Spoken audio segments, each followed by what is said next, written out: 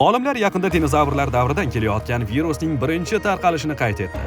Bu haqda Olimlar kengashi saytida xabar berilgan. Ma'lum qilinishicha, hozirgacha virusdan o'lim holatlari qayd etilmagan.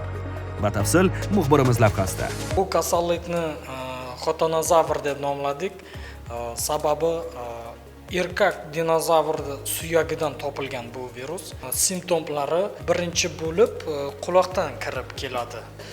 Srazu tana harorati ko'tarilishi, bu oxiri janjal bilan tugaydi. Bu xotinozavr virusi juda ham opasna.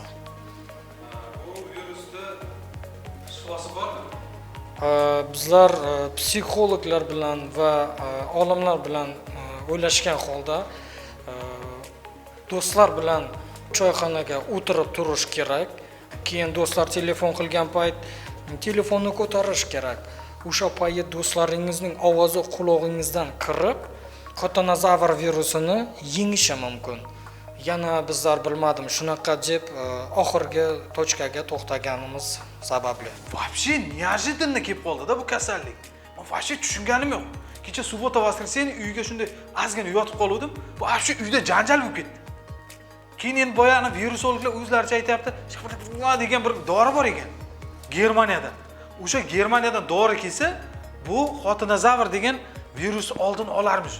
Endi uni qachon keladi endi bilmayman. Boyagani psixologlar aytadi, mana jo'ralarni telefon qilsa hammasi yaxshi bo'lib ketadi deydi. Endi shu jo'ralarni telefon kutib o'tiribmiz. Virusologlarning fikricha, ushbu xotinozavr deb nomlangan kasallikni oldini olish uchun ayollar eng avvalo o'z qadri, o'rnini bilishi, hatto talab qilishi kerak. Oila tirgagi bo'lgan erkak esa o'z ayolini do'pposlamasligi kerak degan xulosaga kelgan.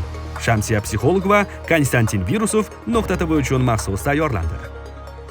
Ushbu video hazil tariqasida va kayfiyatni ko'tarish maqsadida real voqealarga asoslanmagan holda suratga olinib tarqatilmoqda.